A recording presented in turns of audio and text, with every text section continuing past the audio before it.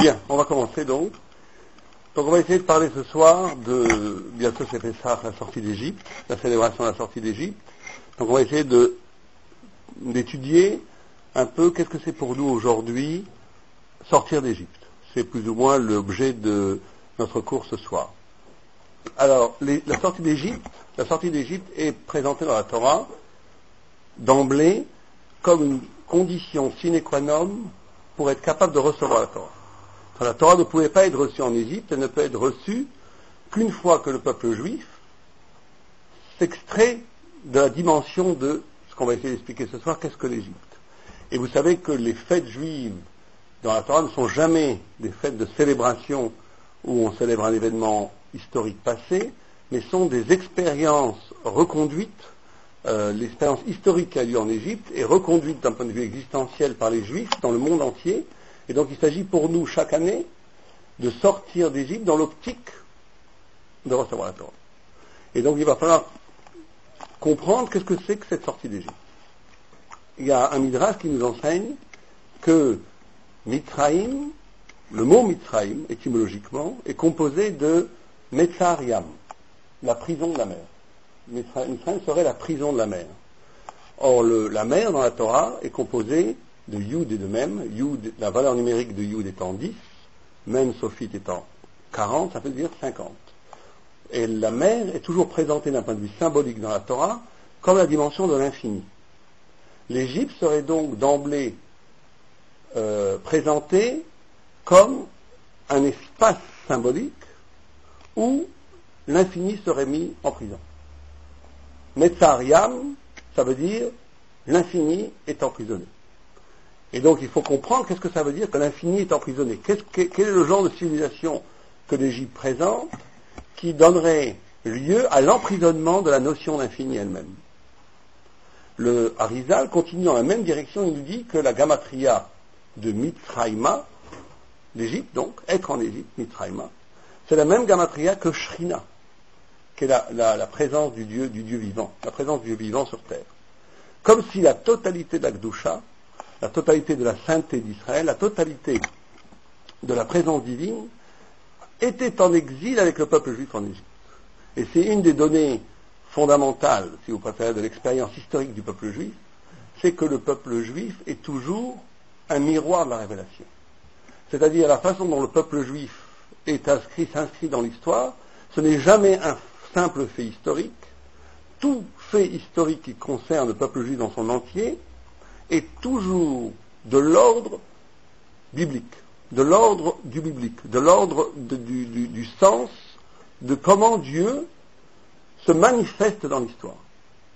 Et quand nos sages analysent, et c'est très très difficile, ils le font pratiquement plus depuis 1000 ans, c'est d'analyser l'histoire à partir d'une lecture thoraïque de l'histoire. Vous savez que c'est une des difficultés les plus fondamentales des sages d'Israël, c'est que la lecture est toujours en 2, 3e, 4e niveau, au point que dans la Torah elle-même, il y a un passage énigmatique où vous savez où il y a deux nouns qui sont renversés, deux nouns renversés dans la Torah, et il y a un texte qui décrit le voyage du peuple juif, et le Chida dit, ce passage-là, c'est un passage qu'on ne comprendra qu'à la venue du Messie.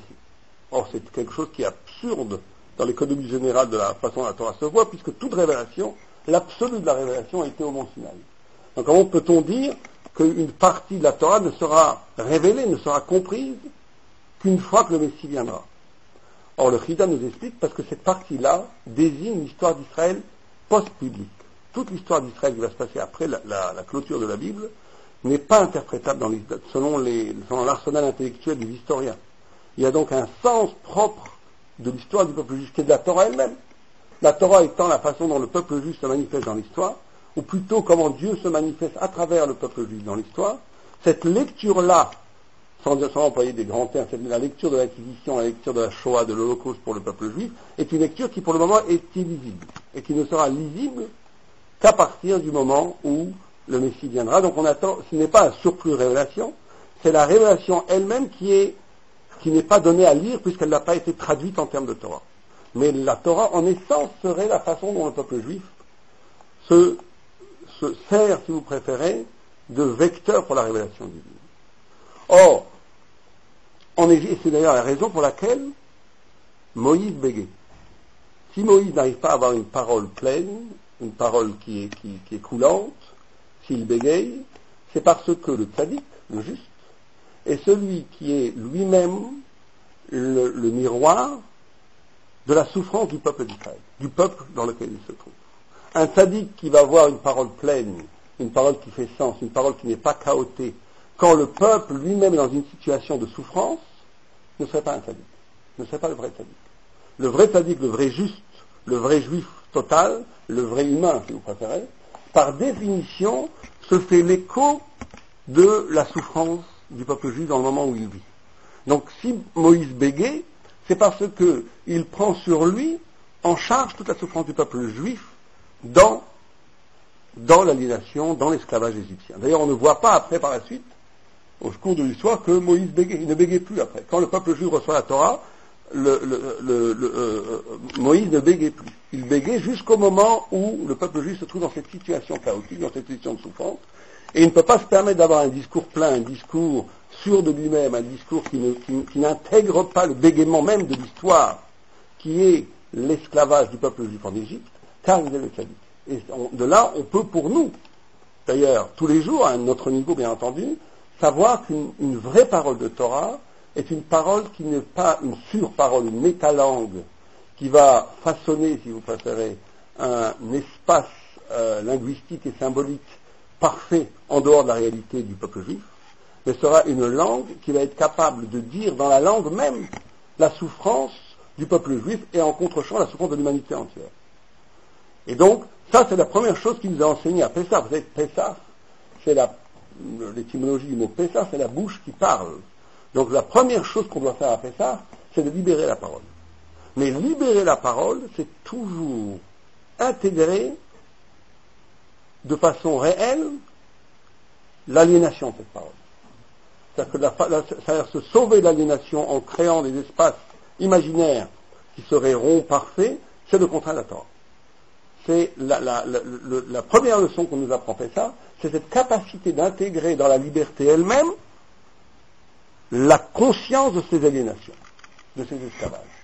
Et c'est pour ça qu'aujourd'hui on voit que les grands tzadikim, les grands Talmidei Chachamim, quand ils parlent, ils n'ont pas forcément une parole intelligible au premier niveau, parce que si c'est un vrai tzaddik, il porte en lui, dans la langue lui-même, la situation du monde. Et c'est à partir de cette catastrophe présente dans la langue qu'il va opérer ce qu'on appelle en hébreu les tikkunim, les réparations, qu'il va pouvoir donner à la libération de la langue. Mais c'est ça, chacun à son niveau, qui nous est demandé à Pessah.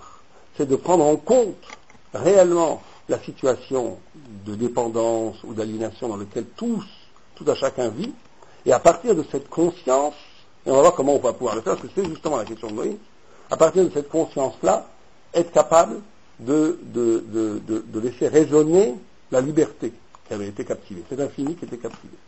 Et donc c'est ça le projet premier de Pessah. C'est ça la fête de Pessah, le soir de Pessah, la première chose qu'on doit faire, c'est ça. Or justement, c'était ça la question de Moïse, la couchia de Moïse, qu'il avait à Dieu, c'est pour ça qu'il ne voulait pas être envoyé. Une des explications qui est donnée par le Maharal de Prague, pourquoi Moïse ne voulait pas aller en Égypte, c'est parce que Moïse avait une question fondamentale.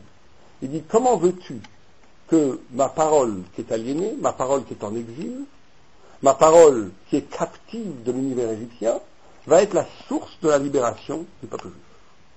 Ce qui est captif ne peut pas être la source de sa propre libération.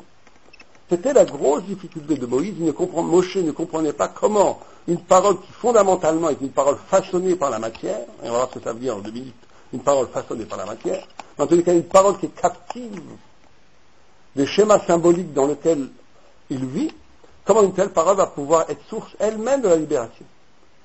Et Dieu ne lui répond pas tout de suite, c'est en expérience même de toute la libération d'Égypte que Moïse va prendre conscience d'un autre niveau de la parole, qui va opérer donc cette libération. Et c'est ça qu'on doit essayer de comprendre. Donc pour comprendre ça, il faut d'abord comprendre qu'est-ce que c'est l'Égypte, qu'est-ce que c'est Mitzrayim. Et un autre midrash nous enseigne, vous savez que la façon du midrash, de façon lapidaire, juste avec une image qui dit beaucoup, le midrash nous dit que Paro portait à son cou une brique. Une brique. Comme si Paro voulait dire que la valeur, dans l'hiérarchie des valeurs, la valeur suprême, la valeur la plus haute, c'était justement l'aliénation et l'esclavage. C'est-à-dire que celui qui était le symbole du pouvoir, celui qui était au sommet de la hiérarchie du pouvoir, portait à son cou une brique pour bien montrer que c'était ça, le summum de la valeur, c'était le travail et l'esclavage. Donc ici, on a affaire, effectivement, à une civilisation qui va se servir de la parole, comme on le voit aujourd'hui, comme on l'a toujours vu, pour donner sens à la chose qui est le plus insensée possible, c'est-à-dire l'esclavage. Qui va donner, non seulement qui va lui donner sens, mais qui va l'articuler et qui va le poser comme summum de la valeur. Comme summum de la valeur. Et donc on doit essayer de poser la question, comment ça se fait que l'Égypte marche comme ça? Et l'Égypte, nous dit le Midrash continue, dit, c'est le symbole de la matière. Homer, Hamor, la dit est comparé à un âne, c'est que l'âne, c'est l'animal qui symbolise la matière dans la Torah. Parce que l'âne va toujours, n'a pas de décision. Vous pouvez donner un coup à gauche, il va à gauche, un coup à droite, il va à droite. Le Midrash nous dit aussi que le symbole de la matière, ça serait l'eau. Parce que l'eau n'a pas de forme, elle prend toutes les formes possibles. Or, une civilisation matérialiste, telle qu'elle est exposée dans le Midrash, c'est pas ce qu'on croit aujourd'hui, c'est pas ce que les expériences que nous ont donné le XXe siècle. C'est pas du tout une civilisation qui nie la dimension du spirituel. Pas du tout. En Égypte, la Gemara dit qu'il y avait énormément de spiritualité, il y avait énormément de magie et de formes de spiritualité, mais c'est plus fondamental que ça. L'Égypte, comme civilisation symbolisant la matière, c'est une pensée qui pose qu'avant tout, il y a de la matière. Qu'avant toute chose, il y a de l'être là, le monde existe, et que ce monde, dans l'expérience de l'histoire, va façonner le monde, on va dire des choses très simplement, comme ce que pensent d'ailleurs la plupart des scientifiques aujourd'hui, qu'avant tout, il y a de la matière pure, que cette matière va faire des étoiles, que la poussière des étoiles va ensommer les terres, de ces étoiles, du minéral va venir le végétal, du végétal l'animal, de l'animal l'homme, toutes les milliers d'années d'expérience humaine, etc., etc. À partir d'une expérience humaine dans la nature, il va s'arracher de la nature, on va donner de la parole va donner la conscience va donner de la religion, de la culture, etc., jusqu'à qu'on arrive à une civilisation très sophistiquée qu'est la nôtre. Mais à partir de cette civilisation très sophistiquée qu'est la nôtre, l'homme est capable de créer des systèmes spirituels et culturels très très élaborés, et qui peuvent aller très très très loin. Cette vision-là, c'est la vision antithoraïque par excellence. Dans la mesure où cette vision pose comme premier, comme fondamental, qu'avant tout, il y a de l'être, qu'avant tout, il y a de la matière. Et que cette matière, dans sa sophistication, va produire des cultures, va produire des religions, va produire de la spiritualité. Mais qu'avant tout, ce qui est fondamental, c'est l'être là. Or, ce que dit la Torah, ce que dit le Maharal de Prague nous explique, c'est cette notion de Tsura Mouvdelet, comme ça le Maharal nous l'explique, de formes séparées. La Tsura Mouvdelet, de formes séparées. Vous savez que le E en hébreu, c'est un Dalet, Dalet qui est la chiffre 4, qui symbolise toujours le monde, Dalet qui est la porte du monde, Dalet, Dalet, avec un Yud séparé, et qui crée le E, qui crée la dimension de Torah. Comme si on nous donnait, dans la lettre même du E, un décryptage du sens de l'être. Le sens de l'être, c'est le monde qui est innervé, qui est alimenté par un Yud, qui est la lettre de la spiritualité, le Yud, le numéro 10, séparé. Mais une séparation qui va donner forme au E, puisqu'on n'a pas un Dalet plus un Yud, on a un E. Mais ce E est composé d'un Dalet plus un Yud, d'une forme, ce que le Maharal appelle la Tsura Mouvdelet, la forme séparée. Or, la forme séparée, c'est ce que dit le Midrash, Istakla be'oraïta be'bara et alma, que Dieu a regardé dans la Torah, qui est plus vieille que le monde, et a créé le monde. Donc ici, on est dans une autre dimension complètement différente, de quelque chose qui serait plus vieux que le monde, plus vieux que l'histoire même du monde, et qui serait le projet du monde, et qui a donné lieu à la naissance du monde. Et tout le travail du peuple juif, ça va être, justement, c'est là où on a toutes ces difficultés, ça va être justement de comment incarner le E dans son existence. Ne pas bien entendu être que le Dalet, que dans la matière, ne pas être que le Yud, que l'être spirituel détaché du monde, mais d'être ce E. D'être ce E qui va pouvoir, à partir du Yud, illuminer le monde.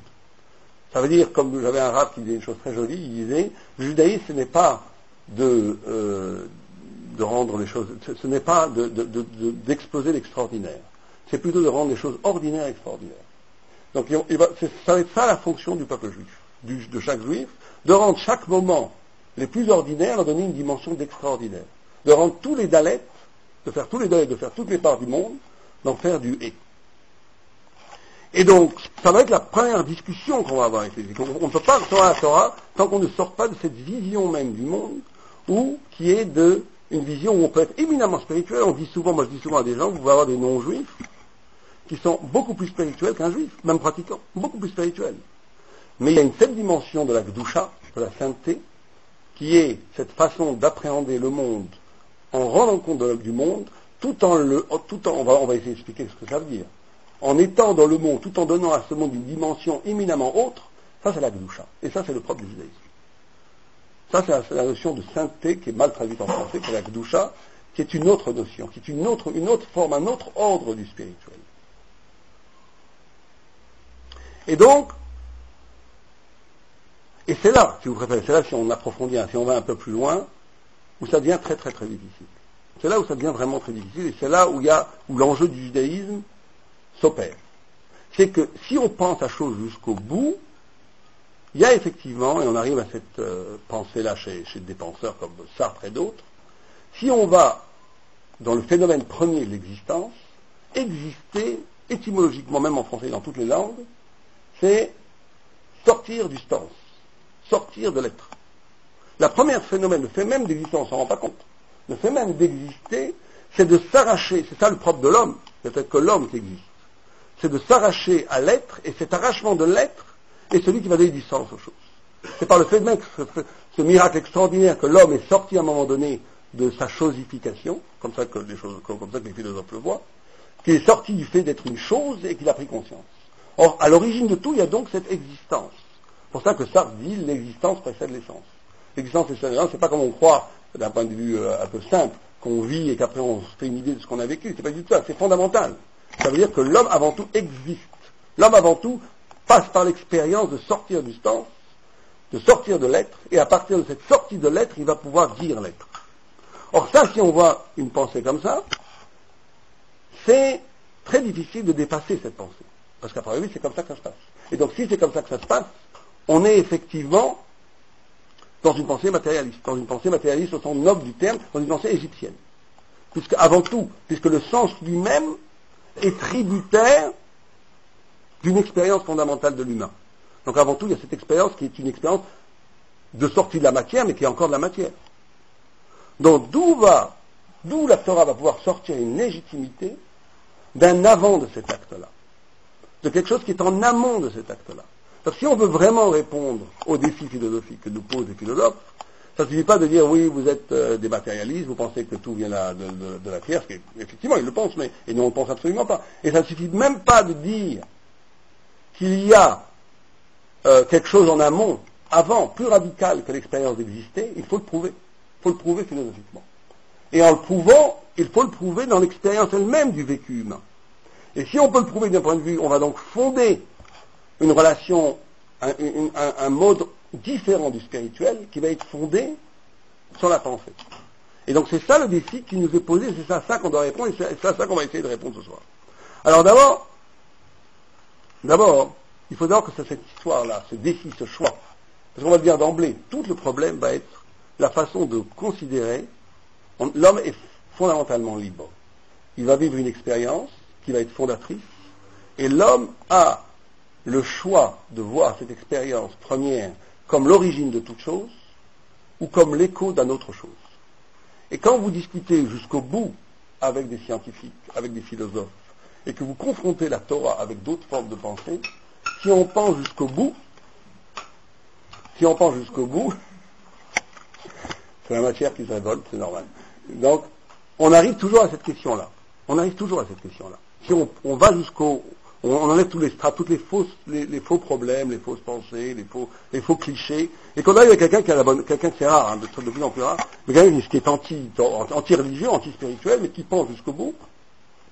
On arrive à ce point-là, on arrive à une expérience fondamentale, fondatrice, et là il y a une liberté humaine qui s'opère, de savoir est-ce que cette liberté fondamentale est le début de tout, ou plutôt cet acte fondamental qui crée la conscience humaine est le début de tout, ou est-ce qu'à ce niveau-là, elle est encore l'écho de quelque chose d'autre, qui n'est pas de l'ordre de la possession. Et là, on est un peu désavantagé, parce que c'est beaucoup plus facile, c'est là où on est très désavantagé quand on parle vraiment, nous les Juifs.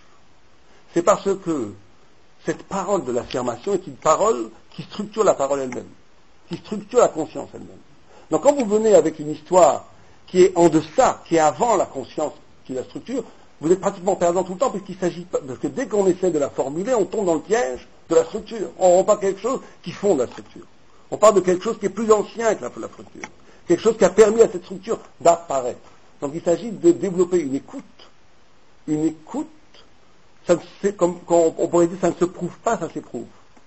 Ça ne se prouve pas, ça s'éprouve. Et là, on devient en même temps beaucoup plus fort et en même temps beaucoup plus faible, dans la mesure où il faut être capable de la personne avec laquelle on parle. Et quand je dis une personne, je mets en scène deux personnages, mais c'est nous avec nous-mêmes. D'être capable d'ouvrir une écoute qui nous met éminemment en danger, dans la mesure où on est capable de se sortir de sa centralité, de se déposséder, d'être capable d'écouter quelque chose qui est plus ancien que ma propre expérience.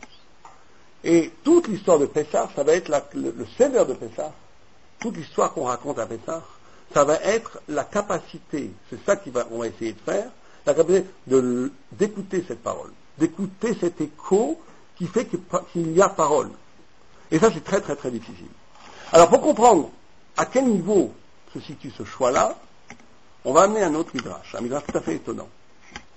Il y a un midrash où le midrash nous dit la chose suivante, que Nimrod, c'est un des personnages bibliques, Nimrod décide à un moment donné, il sait que Dieu existe, et il décide de se révolter contre Dieu. Contre Dieu. Et non seulement il décide de se révolter contre Dieu, mais il décide d'entraîner le monde entier dans sa révolte. Le monde entier dans sa révolte. Et à première vue, c'est incroyable, parce que le Midrash dit, ou Mekir et Kono, il sait son maître, il sait celui qu'il a créé, malgré tout, il veut se révolter contre lui. Comment est-ce qu'on peut arriver à une pensée comme ça? Comment est-ce qu'on peut arriver à savoir que Dieu a créé le monde, et que je vais quand même me battre contre Dieu?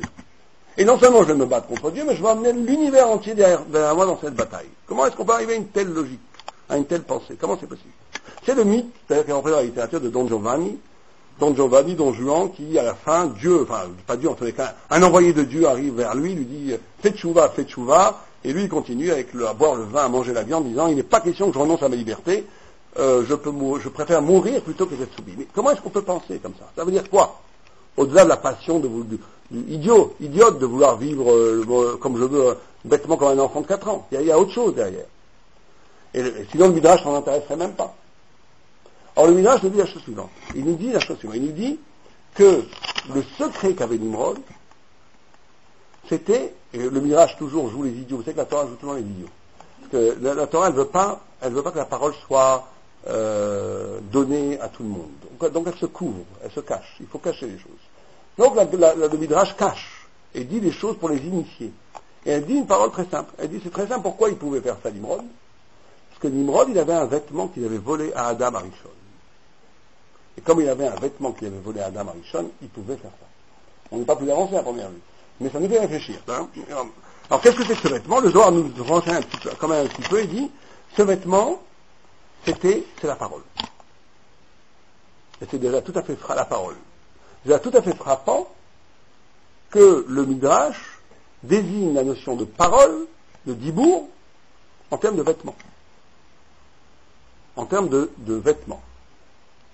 Et les commentateurs nous expliquent la chose suivante. Ils disent, dans l'homme, il y a 3 niveaux. Il y a le niveau de la pensée, le niveau de la parole et le niveau de l'acte.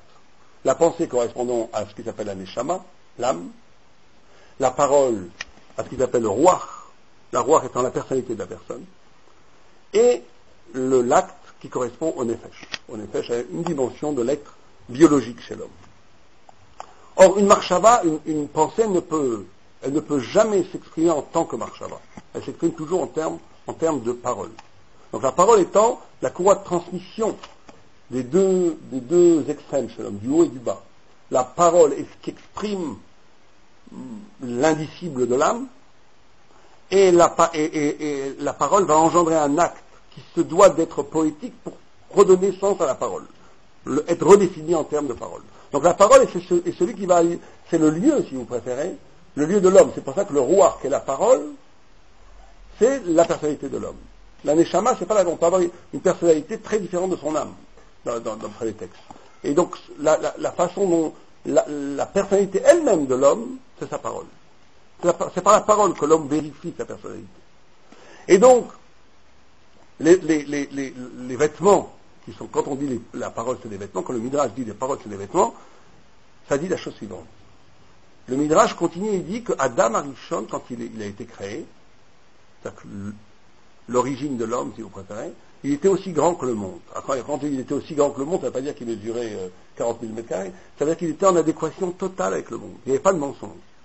Il était dans la vérité du monde. Et qu'après qu'il a fait la fête, la faute, il a fait la fête et la faute, il a fait la fête avec la pomme, qui n'est pas une pomme, d'ailleurs on va voir ça plus tard, il a été retréci. Adam a été retréci. Il a été retréci, et on dit, et les commentateurs nous disent à ce moment-là, qu'à partir de ce moment-là, ça va être très difficile d'arriver à la vérité. Que le mensonge est devenu, après la faute, une partie intrinsèque de l'être. Et que pour arriver à la vérité, il va falloir beaucoup d'efforts, il va falloir des efforts, ça ne va plus être naturel. Le rapport à la vérité ne va plus être naturel, il va être difficile. Et c'est pour ça qu'à ce moment-là, Dieu fait un vêtement à Adam, et le vêtement c'est cotonnette, une tunique, or de cuir. Or, or en hébreu, c'est les mêmes lettres que hiver. Hiver, c'est-à-dire aveuglement. C'est que tout ce qui est vêtement, on dit vêtement, on dit beged, l'habit c'est boged, c'est la trahison. Beged, boged, c'est le même. Meil, qui veut dire un vêtement, c'est meila. Meila, c'est-à-dire profanation. Profanation des choses saintes. Donc, ce que le Midrash nous dit, si vous préférez, c'est qu'à partir de la langue et la parole qu'on a maintenant, la parole a une dimension où chaque mensonge va pouvoir trouver sa tunique. Chaque système va pouvoir être justifié par un discours idéologique. Et donc le mensonge, n'importe quel mensonge, n'importe quelle aberration, on le voit aujourd'hui c'est beaucoup plus facile à comprendre, n'importe quelle aberration les plus aberrantes vont trouver, par la capacité de la parole, un déguisement ou un habit idéologique qui va absolument le justifier et on ne pourra pas le contredire. Ou si on le contredit, c'est ton opinion, c'est mon opinion, c'est ton opinion, c'est mon opinion. Donc mon discours à moi se tient, il tient autant que le tien, donc tout le monde a raison, tout le monde est beau et tout le monde est gentil, il n'y a plus de sens. Mais on est dans cette falsification du sens, et ça c'est la force de la parole. Et la force de la parole va tellement loin, nous dit le texte, que, et c'est là où il commet l'erreur absolument absolue et incroyable, c'est de dire que la parole c'est la liberté de l'homme. C'est-à-dire qu'on pourrait, imaginons un truc comme ça, imaginons une planète extraordinaire, magnifique, avec des signes bleus, tout ce que vous voulez, hein. Là on peut faire tous les lapsus que vous voulez, le rêve, magnifique, mais où il n'y aurait pas d'homme dans cette planète. Le texte nous dit, une planète sans homme n'aurait aucun sens. Aucun sens, elle ne serait pas belle. Elle ne serait même pas belle, puisqu'elle n'a pas de conscience une personne pour dire qu'elle est belle. Donc on est ici comme si l'être, comme si le monde est captif de la parole humaine. Comme si le sens même de l'humanité, de l'univers entier, est dépendant du fait que l'homme va la formuler. Et à ce moment-là, et ça c'est vrai, c'est comme ça que ça se passe, c'est la parole qui va donner le sens aux choses. Quand on n'a pas défini la chose n'a pas de sens. N'a aucun sens. Le sens est donné par l'homme. C'est l'homme qui donne la sens à l'être. C'est l'homme qui donne l'être à l'étang, comme dirait quelqu'un. Donc on en est, et alors là Nimrod fait une très très très grave erreur. Pas une très grave erreur, mais tout à fait tentante. C'est de dire, attention, si je suis moi, celui qui définit le monde, si c'est moi qui donne un sens au monde, il va pousser l'orgueil de cette liberté jusqu'à Dieu lui-même. Dieu nous prévient. Rahman al-Islam d'une telle date. Mais il va pousser ça jusqu'à Dieu lui-même. En disant, c'est moi qui donne sens à Dieu. C'est moi qui donne sens à toute la création, c'est moi qui donne sens à la totalité de l'être. Donc comme c'est moi, donc je suis, donc si on arrive à cette pensée-là, qui est une pensée logique qui découle jusqu'au bout, on en arrive à une pensée de Nimrod, c'est ça qui, quand Nimrod dit, je me révoltais contre Dieu, c'est de dire, je suis qu'on appelle en hébreu le mechouya b'amitziyut. Je suis la nécessité. Je suis plus essentiel et plus nécessaire que Dieu lui-même, puisque Dieu m'a mis dans une position où c'est moi qui va formuler la vérité des choses. Et à partir de cette liberté-là, je vais donc radicaliser, magnifier cette liberté, la radicaliser et être la source même du vrai face à Dieu.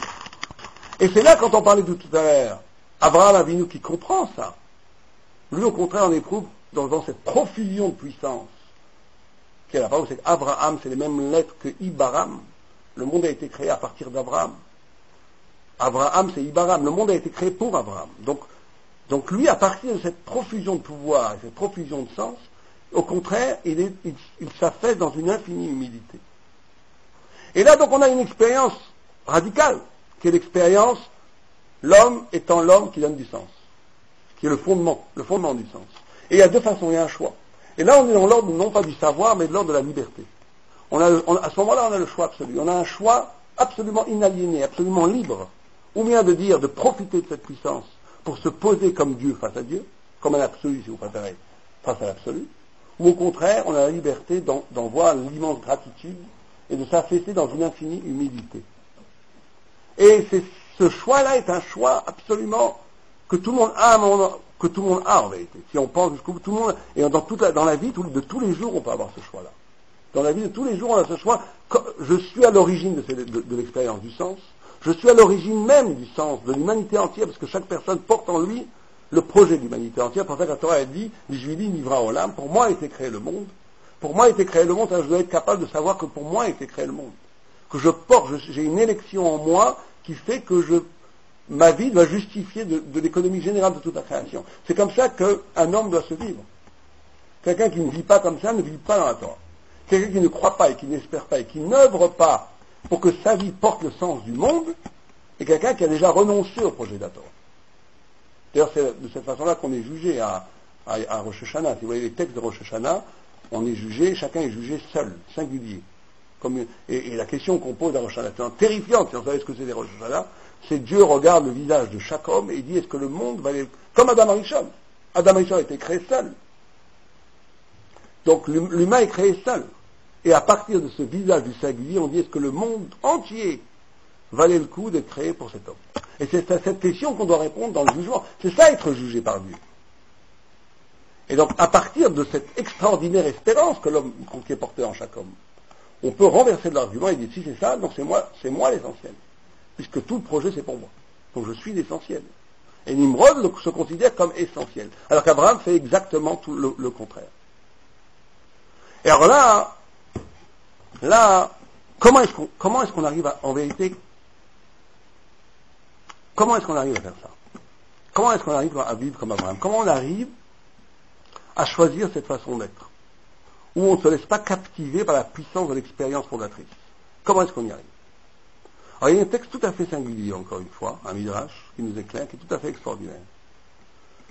Le Rambam, c'est le Rambam qui amène ça, qui amène la mort de Socrate.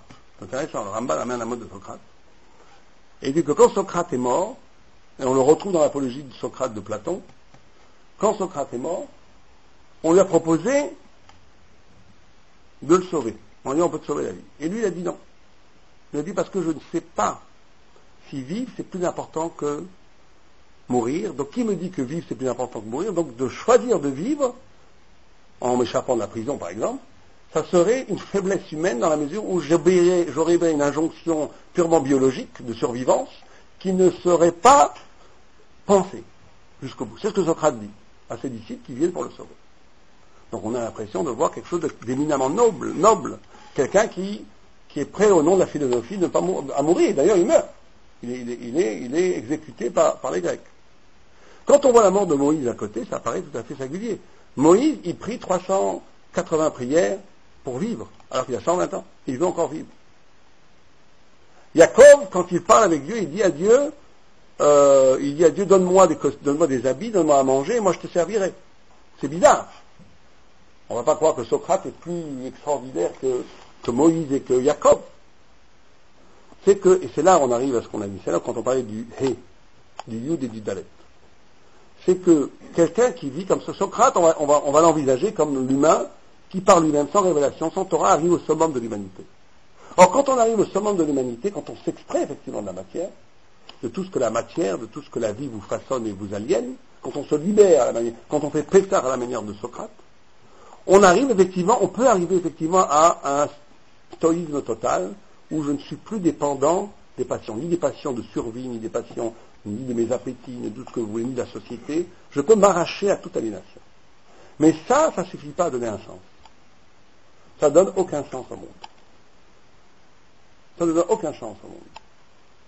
Moïse et Jacob ont pour fonction de donner un sens au monde. C'est pour ça que la vie a un sens. La vie prend sens dans la vie, dans l'existence intérieure de la matière. Et c'est pour ça que Jacob demande des habits à manger, à boire. Pas pour un surplus de matière, pas pour un surplus d'être, mais parce que la vie, à chaque seconde, a un sens infini. Il veut donner du sens à la vie. Donc cette passion de vivre est en vérité un dépassement de la façon dont Socrate vit. C'est pas une vie, c'est pas le skeba, la passion animale de vivre, la substance qui veut continuer à être substance. C'est pas non plus quelque chose qui est plus haut que la passion animale de vivre, qui est effectivement la liberté par rapport à la substance, qui est je n'obéirai et je n'agirai que par rapport à mes raisonnements philosophiques. C'est beaucoup plus que ça. C'est de comprendre que la vie elle-même porte un sens. Et que ce sens doit s'éprouver jusqu'au bout. Et donc là, on est dans quelque chose typiquement judaïque, qui est très très très important, qui est, alors justement, ce rapport à la matière, tout avec Pessah, tout ce bazar, on dit l'arrachement à la matière. Pessah, on enlève le chametz, on chasse le chametz. Le chametz, vous savez, c'est la levure qui fermente, qui gonfle. On enlève l'être là, l'être qui va, on l'élimine. Mais ce qui est tout à fait étonnant, c'est qu'on mange le soir de la matzah. Ça veut dire qu'on mange. On parle de manger de la matzah, tu rentres, c'est très bon signe. Et donc, d'un côté, il s'agit de s'arracher de la matière. Et qu'est-ce qu'on fait, nous les juifs, quand on s'arrache de la matière? Entrez. Qu'est-ce qu'on fait que nous, les juifs, quand on s'arrache de la matière? On va pas s'empiffrer de matzah, mais presque. On voit les shiurim, les quantités de matzah qu'il faut manger. On va manger de la matzah. On va manger énormément de matzah. Or, la matzah, c'est du chametz, qui n'est pas devenu du chametz, c'est du blé. Vous savez que les lettres de matzah, c'est M, Mem, Samer, He, et chametz, c'est chet, tzadik, même, c'est les mêmes lettres, simplement on change le He en chet. On change le chet en He plutôt. On change le chet en He pour arriver de chametz à matzah. Et donc ici, on arrive à une idée absolument extraordinaire, qui est peut-être le centre de ce qu'on veut exposer ce soir, qui est l'idée suivante, qui est que, il y a un texte, pour bien comprendre, il y a un texte dans une Gemara qui dit la chose suivante. Il y a une vue qui dit que l'arbre de la connaissance était le blé. Pourquoi c'était le blé? La Gemara nous dit parce que quand un enfant goûte le blé, quand il goûte au blé, il dit quoi? Papa. Il dit papa. C'est le premier mot qu'il dit, c'est papa. Abba, Abba, Abba. Donc il dit, en hébreu, Abba, Abba, Baba. En hébreu, c'est le mot Abba, papa. Or, encore une fois, ce texte joue les idiots. Si on lit ce texte comme ça, on va dire quoi? Parce qu'il prend du blé, il va dire papa, donc ça veut dire que c'est de l'arbre de la connaissance. Qu'est-ce que ça veut dire, ça? En réalité, ça dit une idée vertigineuse et fondamentale. C'est dire que ça vient nous dire, et c'est ça qu'il faut bien comprendre, et c'est ça le travail qu'on doit faire à Pessah quand on goûte la matzah.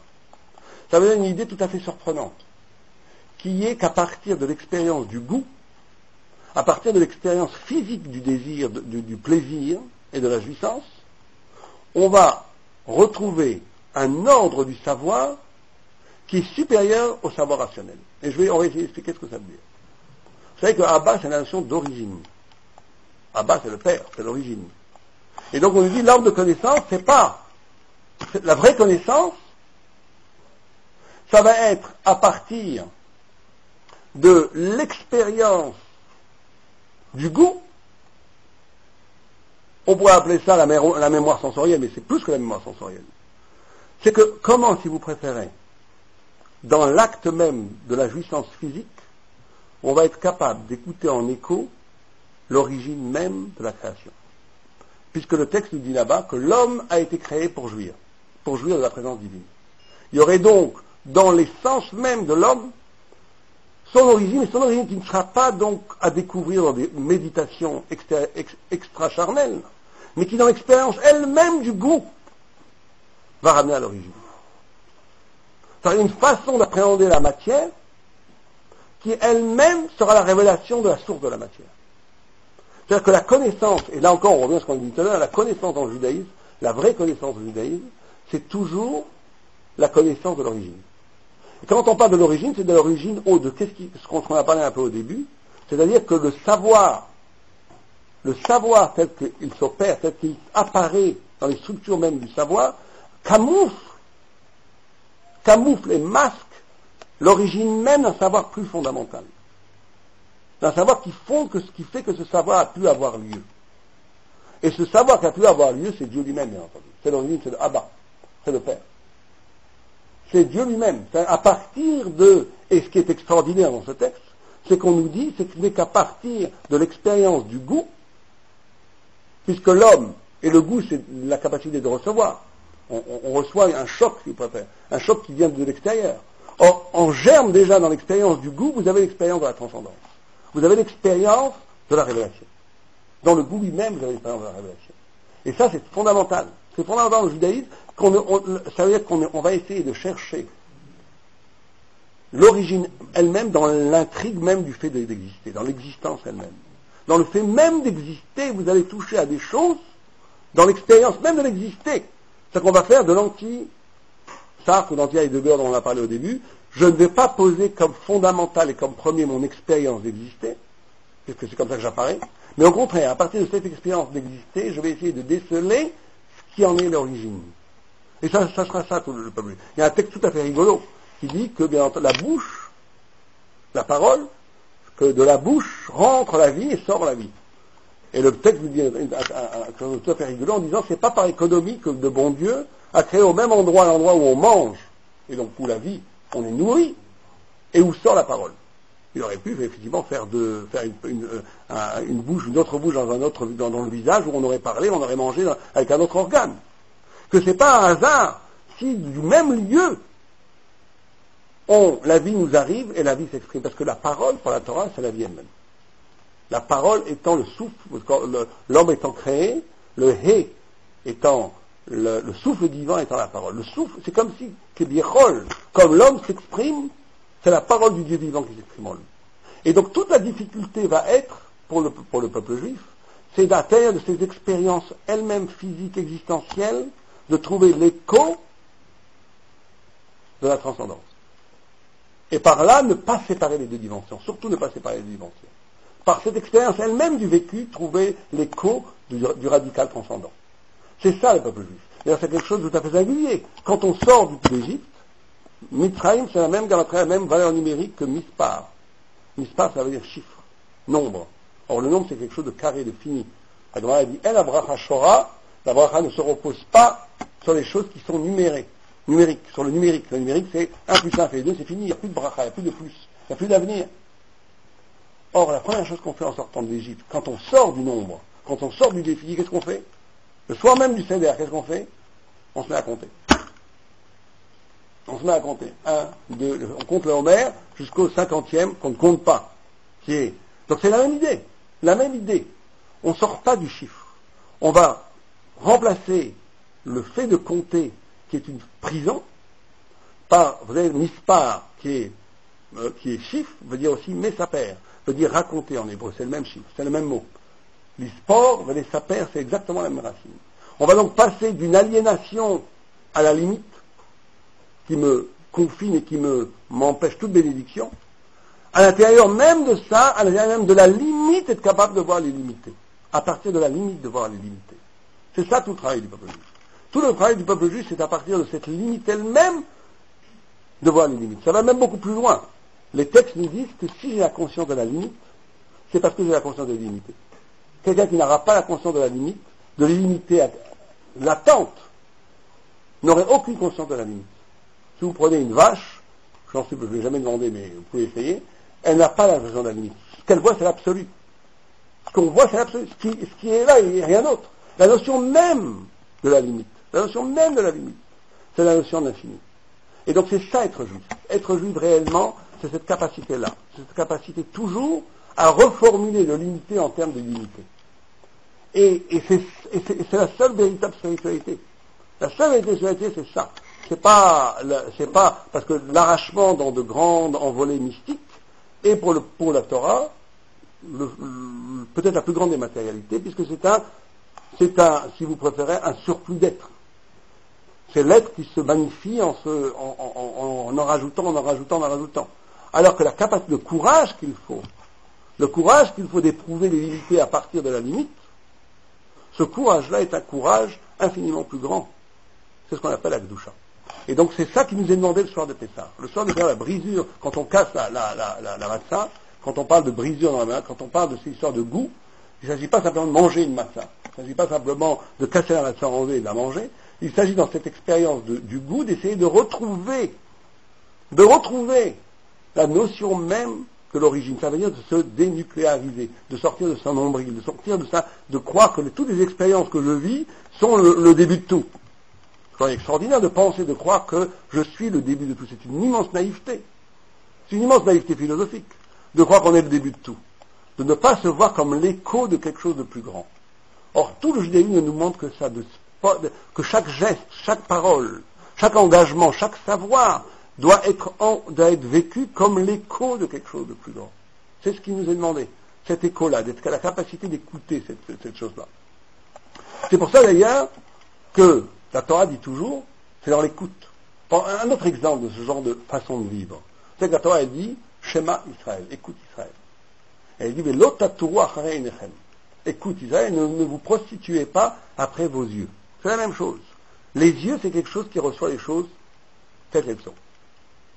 Telles qu'elles sont. Donc vous êtes prisonnier par le schéma qui vous est imposé. C'est le regard.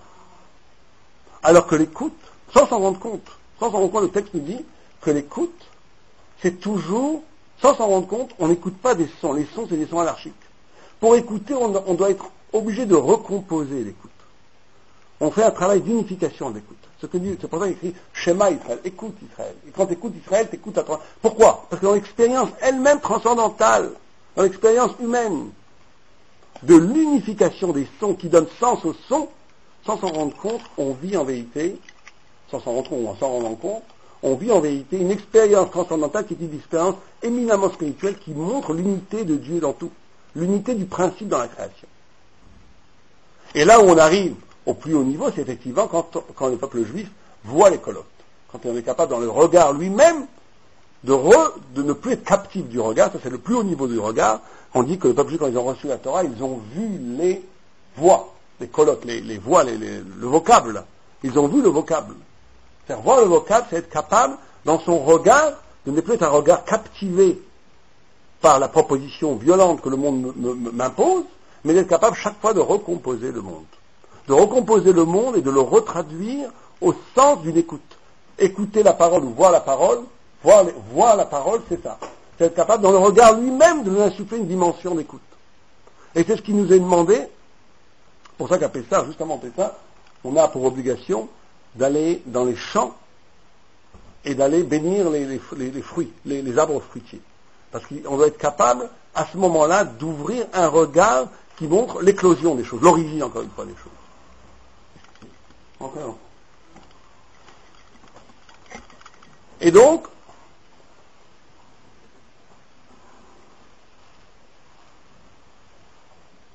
c'est ça la réponse que Dieu, la première question étant, on se demandait comment cette parole prisonnière en Égypte va pouvoir être une parole de libération. C'est cette réponse qui est donnée. C'est que dans la parole elle-même, c'est qu'on dit dans la Torah, Alpi, Shne Edim Yakum Daba. Alpi, la notion de pi, la bouche, c'est une notion de double, de dédoublement. La parole, bien entendu, on le sait, elle est toujours double. Une parole, elle est toujours la parole de ce qu'elle dit, mais elle a en écho quelque chose qui dédie ce que vous dites, qui dit plus que ce que vous dites, qui dit ailleurs ce que vous dites, qui dit différemment ce que vous dites. Et donc c'est ça le secret de la libération.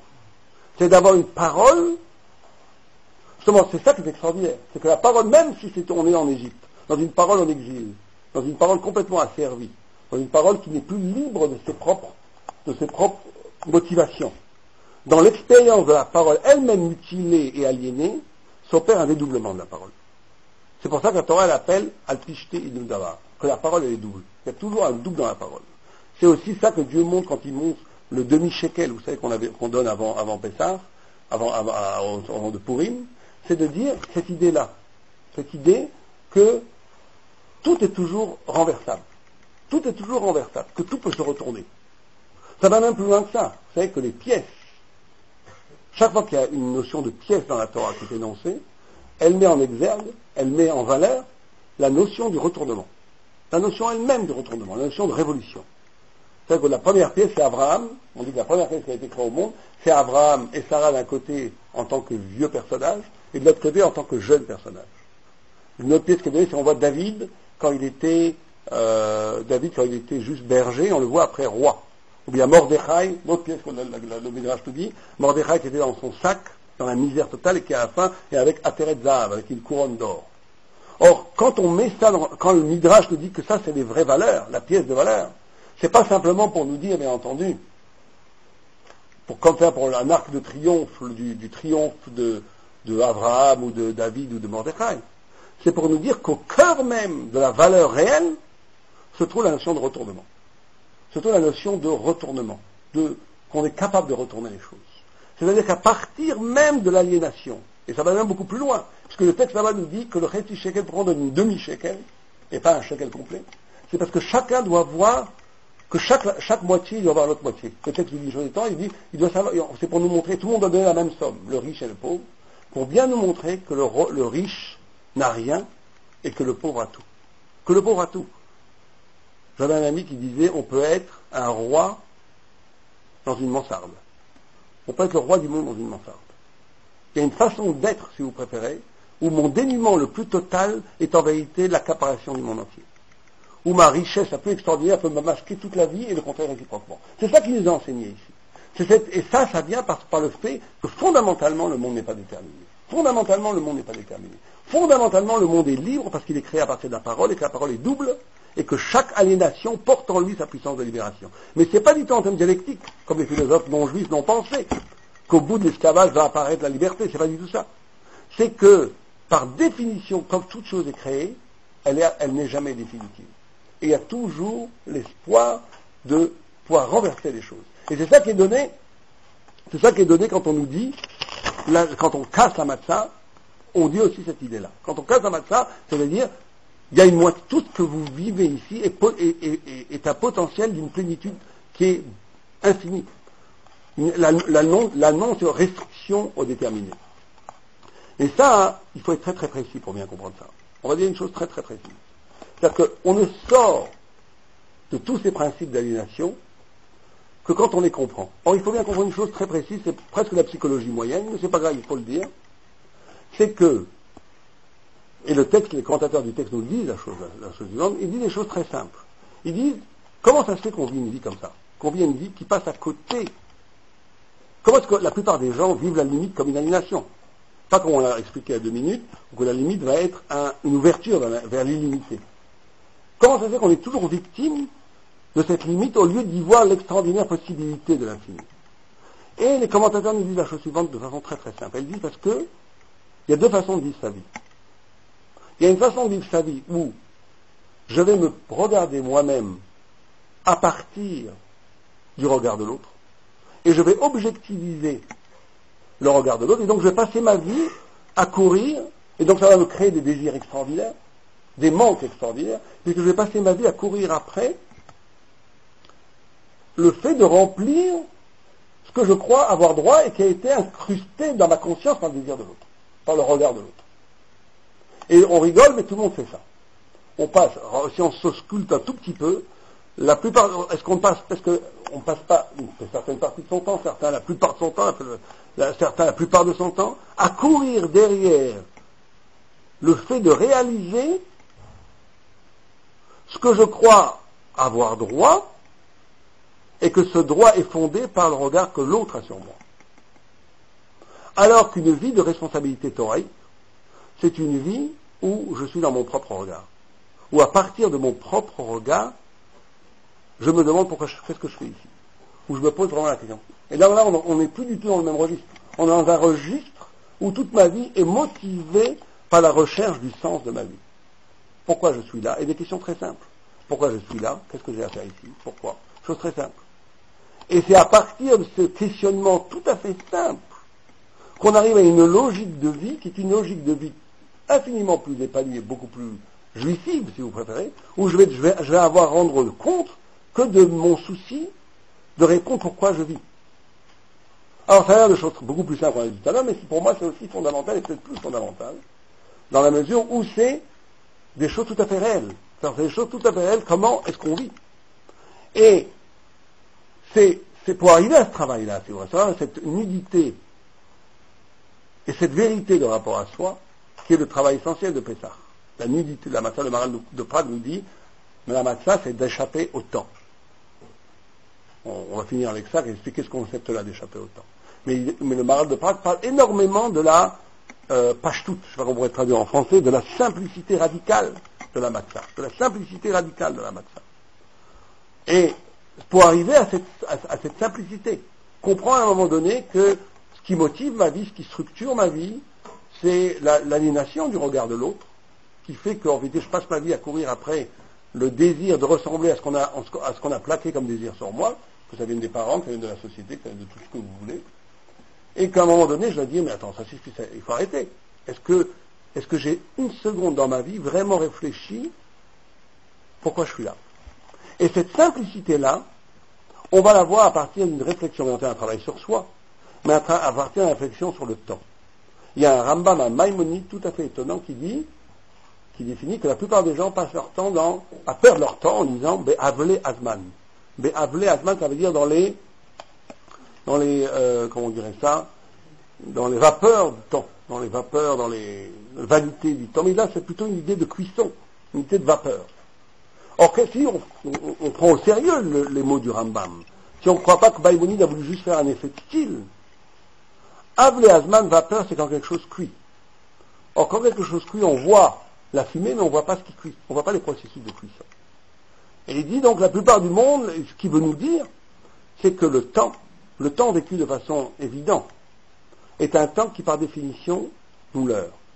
Et le temps extérieur, le temps que la plupart d'entre nous vivent, c'est un temps qui décompose, qui coupe l'homme, qui l'arrache de lui-même. Or, il y a une modalité du temps qui n'obéit pas à cette aliénation-là. C'est ce que la Torah appelle le Zman Pnimi. Je ne veux même pas le traduire par le temps intérieur. C'est, si vous préférez, le temps, c'est mon propre temps. Parce que mon propre temps, il ne se divise pas. Il est indivisible. Dans la mesure où il m'accompagne. Mon propre temps, mon propre cheminement spirituel intérieur, ce temps-là, il est inaliénable. Par définition, il est inaliénable. Puisqu'il n'est que le temps de ma propre conscience. Et ce temps de cette propre conscience, dit le Rambam, c'est à partir c'est un temps, ce temps de cette propre conscience, ce temps propre à soi. Ce temps propre à soi est le temps à partir de lequel on va commencer à pouvoir réfléchir de cette façon si simple dont on a parlé il y a 2 minutes, pourquoi je suis là, et donner donc des réponses qui vont être des réponses de responsabilité, et non plus dans un schéma symbolique où je vais passer ma vie à vouloir, à me créer des besoins pour correspondre au regard de l'autre. Et c'est dans cette proximité avec ce temps intérieur, et ça c'est tout Pessah. C'est ça que le Maharal de Prague nous dit, que l'essence de Pessah, c'est de s'arracher à l'olipol be'avle azman, ne pas tomber dans la vanité du temps.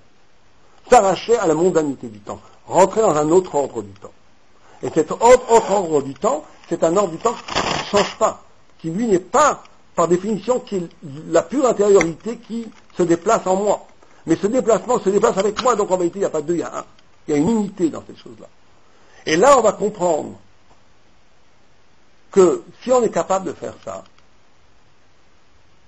on va comprendre un texte qui est probablement incompréhensible dans la Torah. Dieu dit Koret Brit. Dieu, Koret Brit. Koret Brit, il fait un pacte, comme ça on traduit. Mais à première vue, étymologiquement, c'est une aberrance. Dans la mesure où on dit une aberration. Dans la mesure où on dit Koret, ça veut dire couper. Brit, ça veut dire une alliance. Comment est-ce que Dieu, quand Dieu parle à l'homme, il dit je Koret Brit. En même temps, je coupe, et en même temps, je m'allie. Comment est-ce qu'on peut couper en s'alliant? Qu'est-ce que c'est que cette histoire de Koret Brit? Alors, chaque fois qu'il y a l'addition de l'alliance, c'est toujours cette idée-là qui est donnée. Et pour comprendre cela, il faut prendre un autre texte, un autre midrash qui dit que quand on a reçu la Torah, ça revient à ce qu'on disait il y a 2 minutes, chaque juif, quand ils ont vu les colottes, quand ils sont arrivés à ce niveau de conscience, quand ils ont été capables de voir le monde comme on écoute le monde. C'est-à-dire de ne plus voir le monde, de ne plus être captif du regard qu'ils avaient sur le monde, mais à reconstruire le monde comme on reconstruit l'écoute. À partir de cela, il se passe un phénomène tout à fait singulier, où chaque juif est seul et en même temps ensemble. Il est en même temps seul, comme ça nous dit le texte, chaque juif est seul face à la révélation divine. Il est seul, et la Torah parle à chaque singulier, et en même temps il parle à tout le monde en même temps. Qu'est-ce que c'est que ce concept? C'est que le texte nous dit ça. Le texte dit que la parole de Dieu parle à chacun en soi, et uniquement à chacun, dans une exclusivité du rapport. Il parle à chaque visage, à chaque personne de façon absolue, et en même temps il parle à l'ensemble de la communauté d'Israël, et même à un plus haut niveau, puisqu'on dit que ça a été traduit en 70 langues, simultanément, il parle à l'humanité entière. Comment est-ce qu'on peut donc arriver à comprendre une parole qui est en même temps une parole qui s'adresse exclusivement à moi, et où je suis seul, radicalement seul, et en même temps, on est tous ensemble. Comment ça marche? Qu'est-ce que ça veut dire? Et alors là, les commentateurs nous disent une chose extraordinaire. Ils nous disent que c'est ça la notion de Gdusha. C'est-à-dire que cette notion-là d'être capable d'être avec, et c'est une question, un concept très difficile à expliquer, donc on va essayer de l'effleurer, chacun le comprendra quand il pourra le comprendre. D'avoir une relation avec la notion du collectif, sans être dans la communion du Dieu commun. Et c'est ce qui s'appelle la possibilité d'être avec sans être tributaire de cet avec, sans être aliéné à cet avec. Et c'est d'ailleurs une des formules, un des mystères les plus fondamentaux du judaïsme. C'est qu'on est obligé, d'après la halakha, d'après la loi, c'est pas simplement des choses spirituelles. D'après la halakha, chaque juif est obligé de se sacrifier, lui, sa femme, ses enfants, pour Dieu. Si on vous demande de vous agenouiller devant une idole, vous devez dire non et mourir. C'est la halakha. C'est ça qui est demandé comme une halakha au peuple juif. Et d'un autre côté, on nous dit qu'il est impossible de connaître Dieu. Qu'on ne peut absolument jamais envisager la moindre chas v'shalom, la moindre image de Dieu ou la moindre proximité de possession de Dieu. Comment est-ce que ces deux choses peuvent aller ensemble? Comment d'un côté je dois être prêt à donner ma vie, la mienne, celle de ma femme et de tous mes enfants, pour un être dont il m'est radicalement interdit de connaître? Comment ça peut aller ensemble? Donc on nous pointe là, et c'est pas de la philosophie, c'est une halakha. L'halakha dans tout dans Shulchan Aruch, dans les codes de loi. C'est-à-dire qu'ici, on nous pointe bien un rapport au monde qui n'est pas un rapport non pas de la proximité, mais plutôt de la connaissance au sens étymologique du mot connaissance. C'est-à-dire de mettre l'autre de le connaître, de le posséder, d'être que dans un rapport de possession. Savoir, comprendre, comme de prendre. On n'est pas dans un rapport du comprendre, de prendre l'autre. On n'est pas dans un rapport où je ne suis avec toi que dans la mesure où je peux te saisir. D'ailleurs, en français, les mots sont tout à fait saisissants. Vous avez, tous les mots du savoir sont liés au niveau de l'avoir. Saisir, comprendre. Comme si on ne pouvait pas envisager un savoir autre que le savoir qui se donnerait dans l'être saisi. Or ici, par définition, on nous demande autre chose, puisqu'on nous demande de se dessaisir absolument et radicalement de la connaissance de Dieu, au point où c'est la plus grave des interdictions que d'avoir une relation qui va thématiser Dieu. Et de l'autre côté, on dit on est prêt à mourir pour ça. Et donc c'est que ça nous montre, ça nous désigne un lieu dans l'humain qui est un lieu qu'il est capable d'être, un lieu dans l'humain où il est en même temps capable d'être avec sans être avec, d'être infiniment avec, sans que cet avec soit une conjonction. Et cette relation qu'on a avec Dieu, elle doit être reproduite avec son prochain. La vraie relation avec son prochain, elle se situe avec ça. Comment est-ce que c'est pour ça que les Juifs dans le Beth Midrash passent son temps à discuter de Gemara, à s'engueuler, parce qu'ils essaient de reproduire ce schéma-là, où je suis avec toi sans être avec toi. Je ne suis pas avec toi parce que c'est exactement le contraire de ce que tu dis dans la Gemara, dans le chat, et donc on est dans une séparation, et dans cet entre-deux va apparaître une fraternité extraordinaire. Et ça, c'est une des plus grandes beautés du judaïsme. C'est pour ça d'ailleurs qu'on dit que la parole de Dieu apparaissait entre les deux visages des chérubins. Elle sortait entre deux visages. Et que entre ces deux visages, en vérité, c'était l'infini qui s'ouvrait. Et donc on est dans un infini qui est en même temps la plus grande des proximités. Et là je vous dis des choses comme ça, il faut y réfléchir, il faut y penser. Mais on est au sens même d'une modalité de l'être qui est la modalité d'être juif, et c'est ça qui doit se passer à Pessah. la nourriture, qu'on appelle la nourriture, le fait qu'on mange et qu'on parle au même endroit, le fait qu'on est en plusieurs à faire le seder, le fait même que le seder doit passer par question-réponse. Un seder ne peut passer que par question-réponse. Or la question, quand je pose une question, la vraie question, le vrai questionnement, c'est la mise en branle de ma singularité absolue. Une question qui est une question universelle n'est pas une question. Une question, par définition, est une question de l'individu. Sinon, c'est pas une question. C'est l'individu qui pose une question. C'est la singularité qui pose la question. La réponse, c'est l'universel. Et donc là encore, tout le truc du seder va être question-réponse. La question, c'est moi, en tant que moi, il y a quelque chose qui me chiffonne parce que ma singularité absolue ne comprend pas ça. Ça, c'est une vraie question. Sinon, c'est une question logique qui n'a aucun intérêt. La vraie question, c'est comment l'existant, dans sa singularité, est en distorsion par rapport à ce qui est exposé. Donc ça, c'est une vraie couchia, c'est une vraie question. Et la tiroute, la réponse, comme disait Michaud, la tiroute, c'est le malheur de la question, mais chez les Juifs, c'est pas le malheur de la question, au contraire. La réponse, elle doit être, c'est pour ça que dans la couche, dans la Gemara, on garde la question. On a toutes les réponses, mais la question arrête. Parce que la question n'est pas épuisée par la réponse. Dans la mesure où la question est dans le champ de l'être seul, de l'être là, de la personne, du questionnement infini, et la réponse étant qu'on est ensemble. Quelque part, on peut communiquer, sinon il n'y a pas de communication, sinon chacun vivra absolument seul. Donc, il faut penser ces deux T. C'est pour ça qu'à Pessah, le récit de la sortie de Pessah doit obéir à ces deux injonctions. Question-réponse, question-réponse. Au point où la Gemara dit que même si on est seul, on doit réciter la Haggadah en se posant la question à soi-même. On doit se poser la question à soi-même et on doit répondre. Donc il ne s'agit pas simplement d'une intersubjectivité, il s'agit d'une structure elle-même de la parole. D'une structure lui-même, d'une structure réelle de la vraie parole, qui doit forcément passer par le questionnement et la réponse. Parce que c'est la structure réelle de la vérité. Et cette structure réelle de la vérité, elle est justement dans ce rapport, si vous préférez, au singulier universel. Un singulier qui n'est pas annulé par l'universel, et un singulier qui va restituer ce universel. Et ça, c'est toute la force de l'expérience de l'histoire de Pessah. Et on va finir avec, puisqu'on a parlé du temps, et ça c'est encore fondamental à Pessah, c'est parce que, bien entendu, tout Pessah tourne autour de la notion du temps. Quand le Maral nous dit s'arracher du temps, le temps donc il s'agit de, et c'est aussi la naissance du peuple juif. Donc on est en plein dans le temps. Or ici, et c'est ça qu'il faut essayer d'arriver à Pessah. C'est très difficile de faire ça. C'est que, vous savez que le mot, il y a deux mots pour désigner le présent en hébreu, et c'est tout à fait intéressant. Il y a un mot qui s'appelle le rega, et un mot qui, le rega, c'est le moment, et c'est un mot à connotation négative. Et il y a un autre mot qui s'appelle le et, l'instant, qui a une connotation positive. Alors on va passer sur le rega, c'est tout ça va nous prendre une heure encore, c'est toute une paracha et bilam, etc. C'est, si vous préférez, c'est le moment où Dieu, au moment donné, au moment de la création, a voulu créer le monde alpidin, d'après la loi absolue, et il a dit, si je le crée alpidin, c'est le fameux midrash, le monde ne pourra pas tenir, il sera détruit, donc Dieu a rajouté la rachamim. Mais c'est bien entendu, encore une fois, le midrash joue à l'idiot, c'est pas juste, c'est une chose essentielle. Ça veut dire qu'il y a une dimension dans l'être qui n'a pas d'avenir. C'est ça le digne. La vraie rigueur, c'est une dimension dans l'être qui n'a pas d'avenir. C'est ce que Bilam savait manipuler. Ça. Bon. Mais ça, c'est pas notre, on pourrait en parler une fois, mais c'est un autre sujet.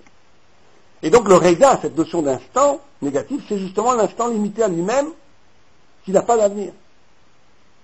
Et le et, c'est quelque chose de tout à fait intéressant, parce que le mot et, qui est une autre forme de l'instant, c'est une composante du mot atid en hébreu.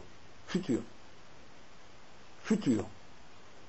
Et donc on est dans une structure du temps tout à fait singulière du judaïsme, qui s'appelle aussi Zman en hébreu. Vous savez que Zman, c'est le temps. Or Zman, ça a pour racine invitation. Invitation. Le temps, donc le temps, pour le dire rapidement, parce qu'on a eu déjà tard, le temps dans la Torah, c'est exactement le temps contraire qui est présenté dans pratiquement tous les philosophes. Ce n'est pas le résultat, si vous préférez, que ce soit le temps hégélien ou tous les temps qu'on connaît, ou le temps marxiste. Le temps n'est pas, le présent n'est pas la résultat de la somme des passés qui va structurer le présent. On est dans un rapport au temps où le temps lui-même est structuré par ce qui va prévaloir bien plus tard, par le futur. C'est pour ça qu'il faut appeler ces temps, la Gemara nous dit, des instants d'éternité. Un instant qui est en même temps un instant. Encore une fois, on revient à la même idée. C'est un instant absolument singulier Mais si cet instant, qui est absolument singulier, ne résonne pas de l'éternité, quand on dit l'éternité, c'est pas genre une rampe qui va vers l'infini, dans le futur. L'éternité, ça veut dire le but, le tarqui du monde, le but du monde. Ça veut dire le temps messianique. C'est-à-dire le sens, la sens de... Qu'est-ce que ça veut dire tout ça? Et donc d'être capable de vivre un temps, un instant qui est en même temps un instant, donc à sa fragilité d'instant, qui est en même temps, mais qui en même temps, dans cette fragilité, résonne de l'infini futur, résonne de la promesse messianique. C'est pour ça que le temps thoraïque, c'est un temps d'espérance. Et c'est ça qu'on fait, c'est pour ça qu'on dit qu'Abraham, Isaac et Jacob faisaient Pessah. Ils faisaient Pessah. On dit comment ils faisaient Pessah, on n'était pas sortis d'Égypte. Comment est-ce que Abraham faisait Pessah, il n'était pas sorti d'Égypte? Mais en vérité, c'est pas. Ils faisaient Pessah parce que Pessah est l'idée fondamentale de la libération et qu'eux, ils vivaient un temps, ils faisaient à leur niveau, eux, ils vivaient cet instant qui va se vérifier dans l'histoire des centaines d'années plus tard par la sortie d'Égypte. C'est ça qu'il faut bien comprendre. C'est ce qu'on dit aussi dans la Haggadah. Vous aurez un petit Dvar Torah pour la Haggadah, le sort du Pessah. C'est quand le rachat, il pose la question, il dit une des 4 questions du rachat, il dit Mazot Lachem. Qu'est-ce que c'est que cette soirée-là? Et le Beth Alevi explique, le rachat dit, écoutez, c'est bien beau tout ça, mais ça fait 3000 ans qu'on est sorti d'Égypte, on pourrait passer à autre chose. La question est structurée par quoi? Elle est structurée par une vision du temps, où le moment que je vis maintenant, c'est le moment c'est une vision morbide quand on réfléchit un petit peu. C'est-à-dire que le temps présent est toujours la conséquence de la mort du passé. Le passé vient échouer dans la mort du présent. Une vision incroyablement morbide. Mais quand on pense comme ça, alors on pense effectivement que ça sert Pessah. C'est des choses qui ont eu lieu à 3000 ans. On va les reconduire combien de temps encore? Jusqu'à la fin du temps, ça n'a aucun sens. Et on lui répond quoi? Dans la Haggadah, on lui répond Be'avurze. C'est pour ça qu'il nous a sorti d'Égypte. C'est-à-dire qu'on dit exactement le contraire. Le Beth Alevi nous explique que c'est exactement le contraire. Toi, tu crois qu'on fait la sortie d'Égypte parce qu'on célèbre Pessah, parce qu'on est sorti d'Égypte. C'est exactement le contraire qui est vrai. Dieu a mis une mise en scène historique qui est moyennement importante, qui est la sortie de tout le peuple juif d'Égypte, afin qu'on puisse célébrer Pessah. Donc l'idée est en amont. L'idée de la liberté, l'idée de la libération, l'idée de Pessah n'est pas une conséquence du fait historique de la sortie d'Égypte, c'est exactement le contraire. C'est la sortie d'Égypte qui a eu lieu parce que cette idée déjà prévalait déjà dans Abraham, Isaac et Jacob. Et c'est pareil quand on fait toutes les mitzvot. Toutes les mitzvot sont porteuses d'une espérance qui est déjà là. Il faut simplement savoir la vivre. Elle est déjà là. Il y a une intrusion, il y a une invitation. Zman, il faut rester dans les mots. Zman, ça veut dire azmana, ça veut dire invitation.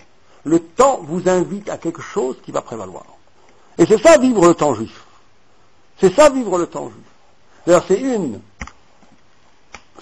on va finir juste avec ça. Là, c'est la dernière fois que je dirais on va finir, parce que sinon on va pas en finir. Vous savez que c'était exactement, c'est formidable parce que c'est comme ça que ça se passe. C'était, les Gdolé Israël, on parle des très grands d'Israël, ne voulaient pas rentrer en Israël. Ne voulaient pas rentrer à la terre d'Israël. Ils ont, ou Chazak Mimenu, et le Midrash dit qu'ils disent que lui il est plus fort que nous. Et il y en a qui disent qu'il est plus fort que Dieu. C'est que les Gdolé Israël disaient, mais les Meraglim, vous savez, les espions, ils ont dit au peuple juif, on n'a pas le droit de rentrer en Israël, parce qu'ils sont plus forts que nous. Or le texte joue avec les mots, il dit, il ne faut pas dire Mimenu, et là Mimeno. Ils sont plus forts que Dieu, c'est la Gemara dans Sanhedrin. Et une des explications, c'est de dire, il y a plusieurs explications. Il y a une explication qui est très contemporaine, qui dit que parce qu'on n'a pas le droit de chasser les peuples qui sont déjà là-bas. C'est donc un problème moral, éthique. Comment est-ce qu'on peut rentrer en Israël alors qu'il y a déjà un peuple?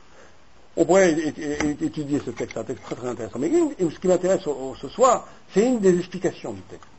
C'est de dire, le texte dit comme ça, c'est parce qu'il dit, Moshe Rabbeinu symbolise le méta-naturel, le supranaturel. Or, il savait que Moïse... Donc avec Moïse, on peut rentrer en Israël, il n'y a pas de problème.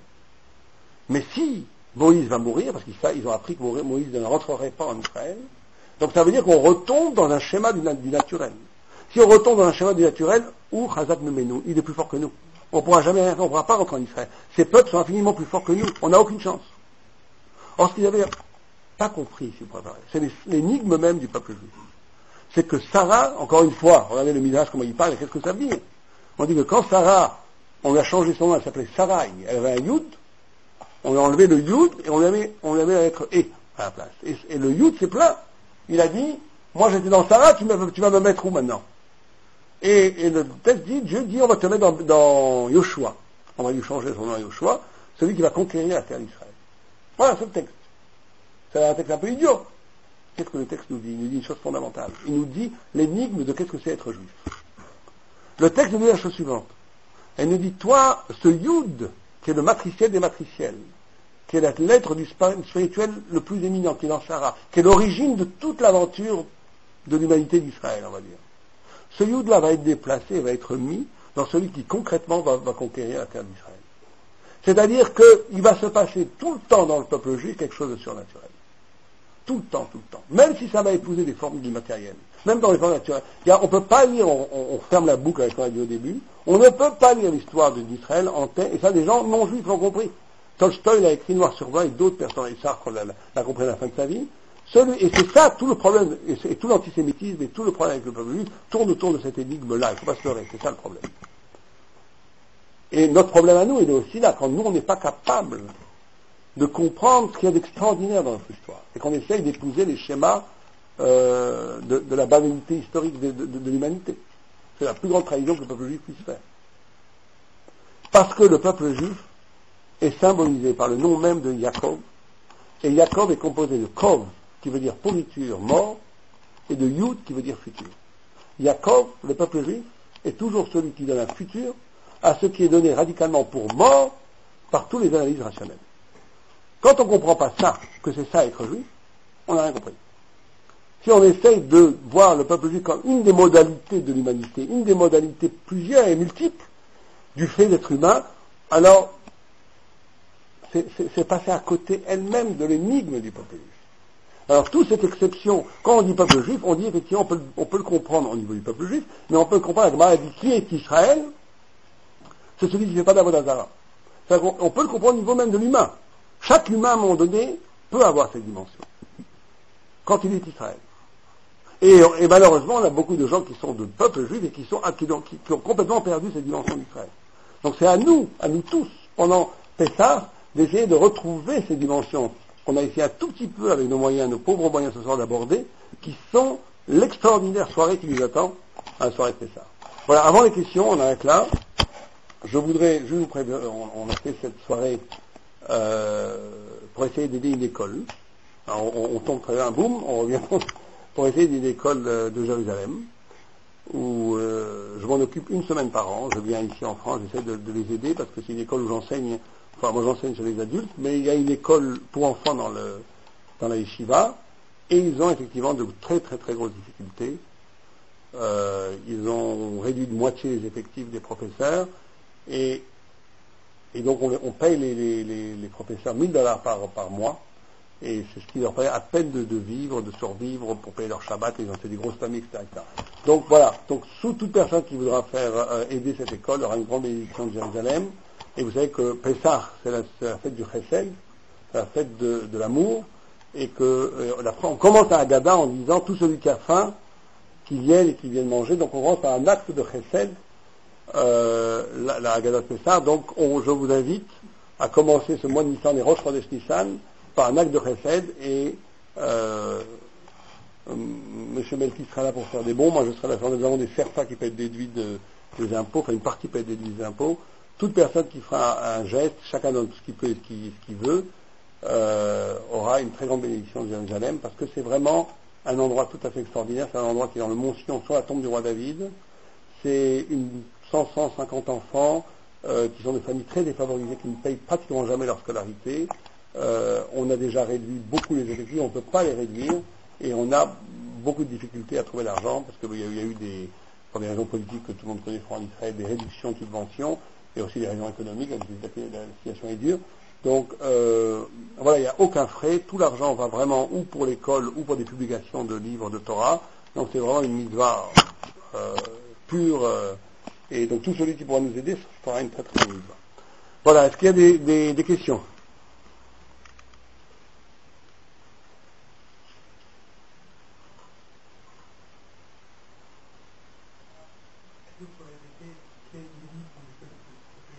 Ah non, répétez ça, c'est trop dur. Ça, je vous répéterai en privé. Répétez, je peux pas, mais si vous avez des questions sur ce qu'on a dit. Il n'y a aucune question? C'est rare, ça. Pas de question? Oui.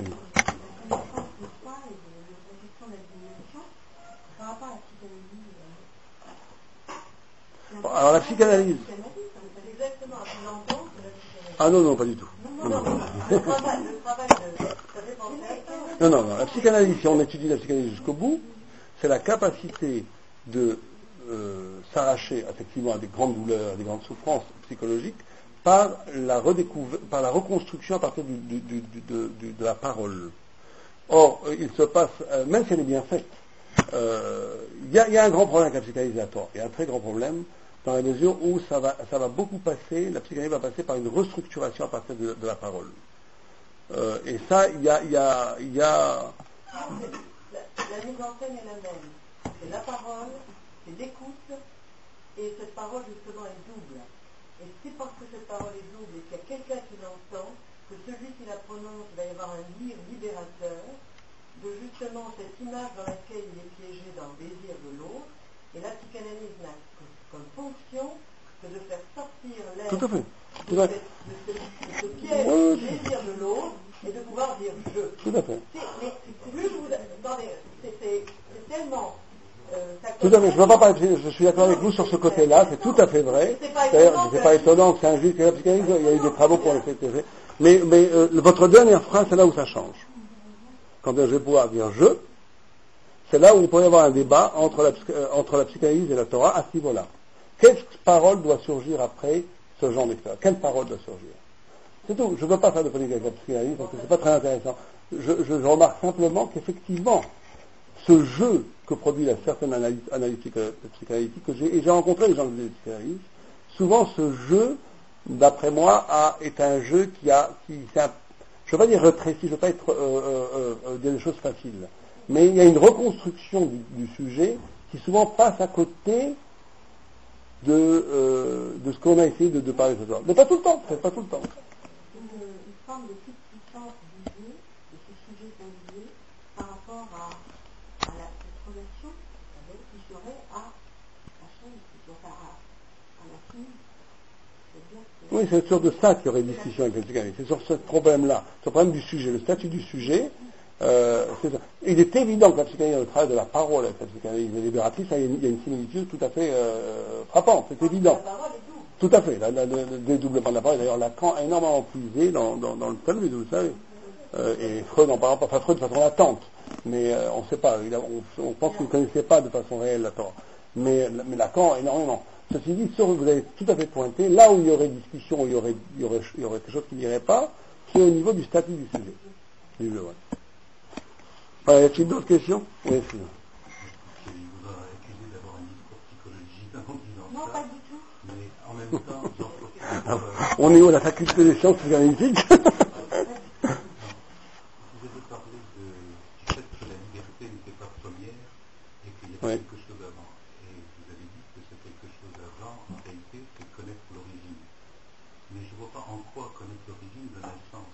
Et après, j'ai attendu, et à la fin de l'histoire, vous dites que le centre est l'étant messianique, espérant. Tout ça, c'est comme si, donc, il suffit d'être passif et d'attendre que les choses se passent pour arriver à ce temps messianique. Moi, je ne vois pas du sens. Non, c'est pas ce que j'ai dit. J'ai essayé simplement d'exprimer une idée très, très, très forte qu'on voit tout le temps dans le Talmud, qui est que les lois de mon apparaître, ma liberté, si vous préférez, ma liberté ne sont pas premières. Qu'elles sont le résultat d'une énigme qui est plus ancienne que moi. L'homme est, on va le dire de façon très prosaïque, je suis sur Terre parce qu'on attend quelque chose de moi. Or, cette attente est plus ancienne que le fait que je sois sur Terre. Maintenant, donc, il ne s'agit pas de créer du sens qu'on va pouvoir comptabiliser. Il s'agit d'essayer de vivre sa vie et vivre la quête du sens à partir de cette proposition-là. C'est-à-dire à partir du fait que dans chaque, et on l'a dit pas simplement par rapport à l'expérience messianique, on l'a dit tout au long du cours, que chaque événement que je vais vivre, chaque événement qu'on peut appeler l'événement de la limite, l'événement du goût, l'événement du désir, l'événement du plaisir, l'événement du savoir, chaque événement que je vais vivre ne va pas être vu comme quelque chose qui va masquer sa propre origine. Et qui va au contraire, à partir de l'événement de cet apparaître-là, l'apparaître du désir, ou l'apparaître du savoir, ou l'apparaître du fait d'exister, cet apparaître lui-même va essayer de se retourner pour éprouver et écouter quelque chose qui est plus ancien que cet appareil lui-même. C'est ça dont on parle. Donc on n'a pas essayé de pointer de façon concrète, dire le sens, c'est ça. C'est pas ça qui est intéressant du tout. Ce qui est intéressant, c'est de donner une structure à la recherche du sens. Une structure, ou plutôt, c'est même pas une structure, de donner une perspective de la recherche du sens. C'est ça qui nous intéresse. Or ça, c'est fondamental. C'est-à-dire qu'en vérité, dans le monde, il y a deux personnes. Il y a des personnes et c'est ça que c'est la seule chose que j'ai voulu dire en vérité, fondamentalement, c'est que on a cette liberté-là que par rapport à ça. La liberté d'expérimenter, de vivre l'apparaître comme un absolu, ou pas comme un absolu. Et c'est le seul choix qu'on ait en vérité. Le seul choix, si on pousse la pensée jusqu'au bout, c'est le seul choix qu'on ait. Et ça, on est libre. Par rapport à là, on est libre. On peut tout à fait imaginer et vouloir décider que l'existence, le fait fondamental d'exister, c'est-à-dire le fait d'apparaître au monde, est premier. C'est ce qu'avait choisi Sartre. Nous, on pense qu'il n'est pas premier. On pense qu'il y a en amont quelque chose de plus fondamental. Et c'est à ce moment-là que tu choisis. Mais là, comme c'est pas démontrable, c'est ce que j'ai essayé de dire, comme en réalité ce n'est pas démontrable, ça. Puisque dès que je le démontre, je suis déjà en deçà de l'existence, parce que l'existence fonde la démonstration. Donc on est dans un autre registre du sens, on est dans un autre registre de la sensibilité qui est de l'ordre, on va dire, de l'éprouver plutôt que de prouver. Éprouver. C'est-à-dire qu'on va essayer d'éprouver à partir du fait même d'exister l'énigme de ce qui fait que j'existe. Et ça, effectivement, c'est un travail initiatique, c'est un travail qui demande un rapport au temps, un rapport à soi-même, un rapport d'honnêteté radicale, un autant de détachement par rapport à toutes les animations sociales, mais qui demande aussi une écoute quasiment artistique de soi-même. Et pas que, on ne parle pas ici de cuisine psycho-intérieure, c'est une façon d'exister. À partir de ce moment-là, qu'est-ce qui fait que j'ai plus besoin d'être libre? Non, c'est au contraire. Chaque chose que vous avez avancée va prendre une dimension infiniment plus grande, puisqu'il n'est pas que l'écho, il n'est pas que le régat, à ce moment qui est limité à lui-même ou structuré par le passé, mais il est au contraire non seulement une réponse à l'écho de ce qui vous sous-tend, et en plus une invitation à quelque chose qui va prévaloir ce qu'on appelle la dimension messianique. Où est-ce que tout ça va? Au contraire. Il n'y a pas dans le judaïsme cette opposition entre l'intensité du vécu et le sens du vécu. Il n'y a pas de pensée mortifère, comme on le voit comme la critique que Nietzsche a pu faire à toute la pensée philosophique ou chrétienne. Il n'y a pas ça. Ou si on l'a, c'est des importations, c'est des contaminations de cultures autres. Il y a dans la mitzvah, c'est toujours un acte qui doit être vécu comme quelque chose d'extraordinaire, comme de l'ordre de l'expérience formidable.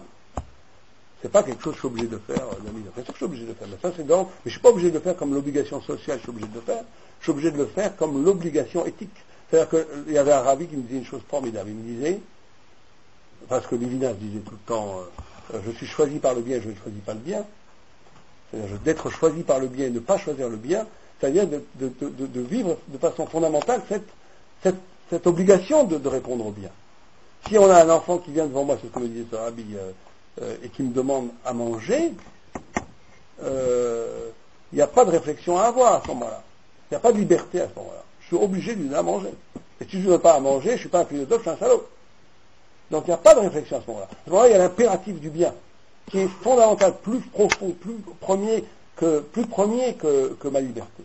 Or, plus quelqu'un est grand, plus il élargit cette confrontation à la vérité et à la responsabilité. Et ce n'est pas simplement lié au spectaculaire d'un enfant qui a faim. C'est lié après à chaque moment de sa vie. C'est ça le sadique.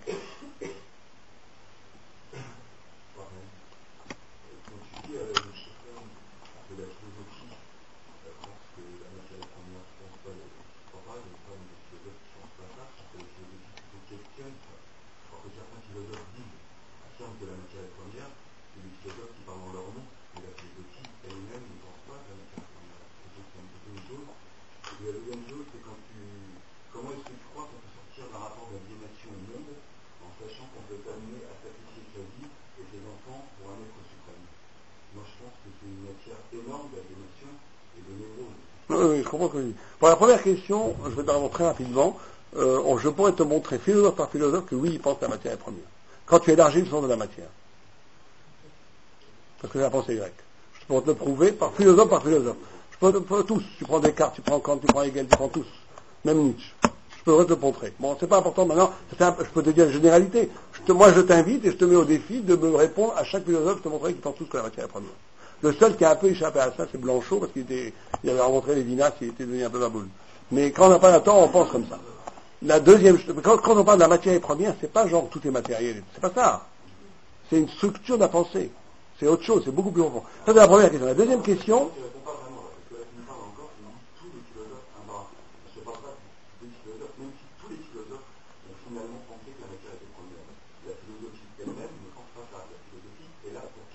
Je sais pas ce que tu as, je connais pas la philosophie en tant qu'entité, je les connais pas.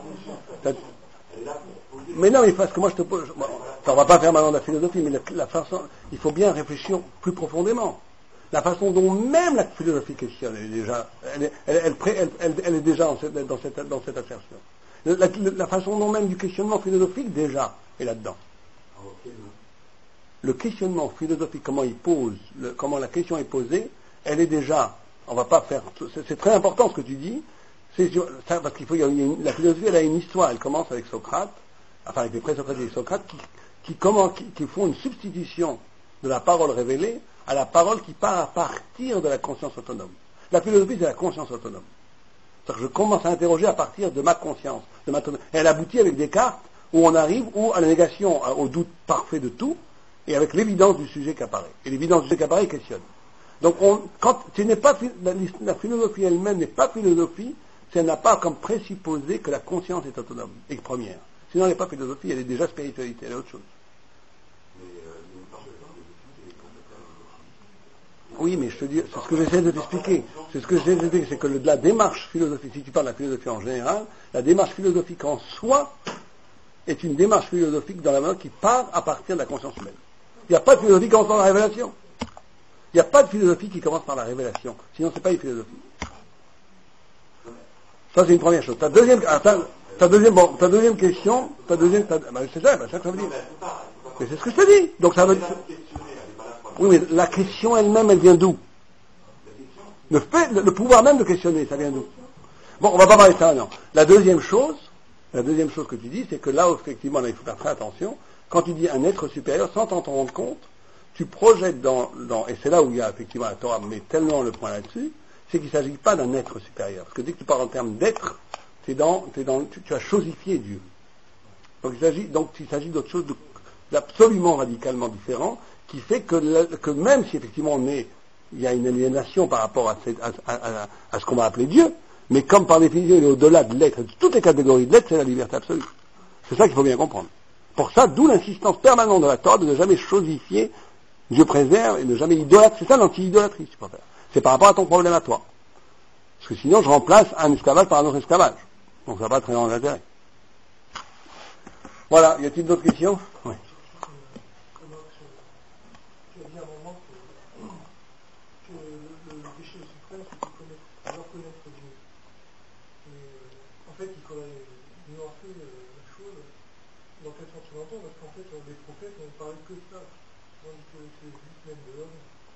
Oui, mais justement, quand je parlais de connaître, c'est en termes de connaître dans la notion de connaissance, d'englobage.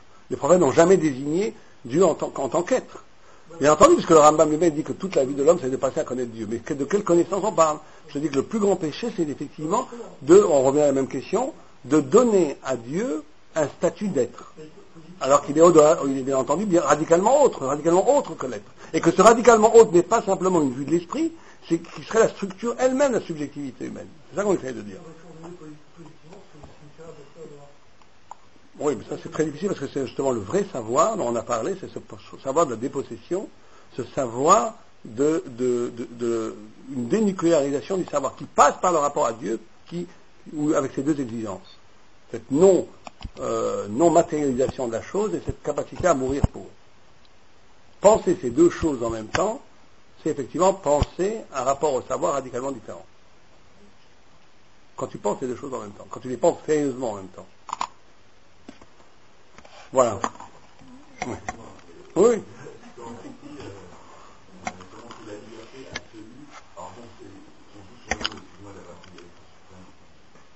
Si tu veux dire qu'on est aliéné à Dieu, oui, très bien. Bon, mais ça, dans la mesure où...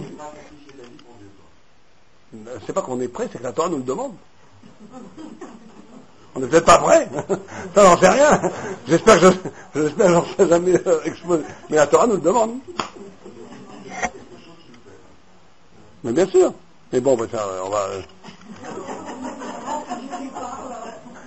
Voilà, alors n'oubliez pas notre école, hein, on est là, nous avons des bons frères ça.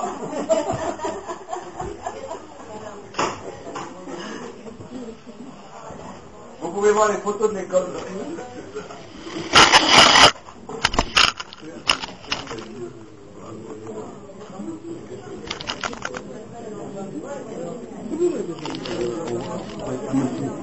Je vais vous faire des serpents. Ça vous dit, compris, c'est sûr. Ça va justement ici, au boulot. Vous avez un serpent. En fait, un kilo. Au boulot, vous avez après un gâteau café en bas. Hein. Tout le monde est convié au café café. Tu fais un monsieur 50. Ouais. Oui, ça, je sais 80. Je vais t'aider parce que je veux qu'il y a pas ton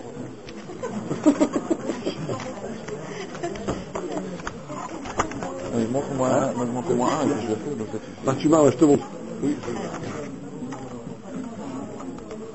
Tu mets pas un truc dessous, là? Si, mais c'est pas, si t'as pas, t'enlèves ça. Arrache ça et tu le mets. Oh, pardon. C'est pas vu. 52, 2 fois 20. Voilà, exactement.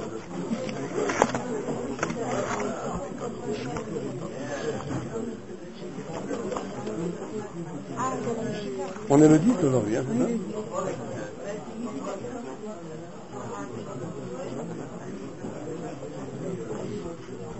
Un stylo, Tiens. Attends. On n'est pas obligé de faire des tas de rejus, nous. Il faut faire les rejus. Ben ouais.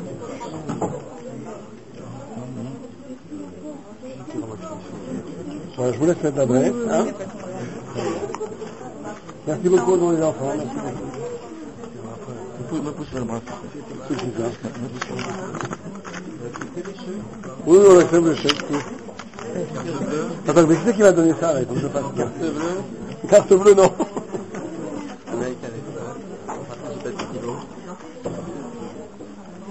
C'est la stylo, tiens. Je prends un stylo. Mais tu mets le nom, non? Oui, tu mets le nom ici. Monsieur Laurent. Hein? Monsieur, je vous en fais un? D'accord. Votre nom, pardon? Monsieur André? Je peux avoir votre stylo? Bon. C'est madame? H-A-G-E. D'accord. Tiens, fais celui-là aussi. Fais celui-là ici. Fais celui-là aussi. Tu notes ce qui est là.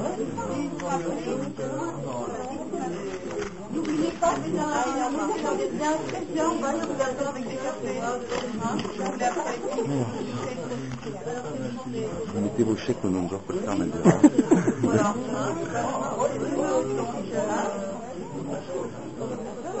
Voilà. Merci beaucoup des brachot de... Ça c'est qui a donné ça? Ah, c'est Patrice Bloch. Alors, je vais faire. Les amis de l'école du Montreux. Tiens, ça c'est le bon monsieur Bloch. Ah ben, tu lui donnes. Tiens, monsieur Bloch. Ah, d'accord. Tu restes 2 minutes ou tu t'en vas? Tu dois tourner? Où, à Jérusalem? Oui, je vais vous la donner, c'est de Montreux. C'est de